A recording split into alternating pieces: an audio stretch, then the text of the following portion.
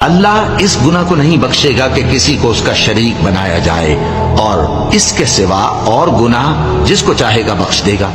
اور جس نے اللہ کے ساتھ شریک بنایا تو بے شک وہ رستے سے دور جا پڑا۔ یہ لوگ اللہ کے سوا جو پرستش کرتے ہیں تو کچھ دیویوں کی، اور پکارتے بھی ہیں تو شیطان سرکش ہی کو، جس پر اللہ نے لعنت کی ہے۔ اور وہ اللہ سے کہنے لگا میں تیرے بندوں سے غیر اللہ کی نیاز دلوا کر مال کا ایک مقرر حصہ لے لیا کروں گا، اور ان کو گمراہ کرتا اور انہیں امیدیں دلاتا رہوں گا، اور یہ سکھاتا رہوں گا کہ جانوروں کے کان چیرتے رہیں، اور انہیں سمجھاتا رہوں گا تو وہ اللہ کی بنائی ہوئی صورتوں کو بگاڑتے رہیں گے۔ اور جس شخص نے اللہ کو چھوڑ کر شیطان کو دوست بنایا وہ صاف صاف گھاٹے میں رہا۔ وہ ان کو وعدے دیتا ہے اور امیدیں دلاتا ہے، اور جو کچھ شیطان انہیں وعدے دیتا ہے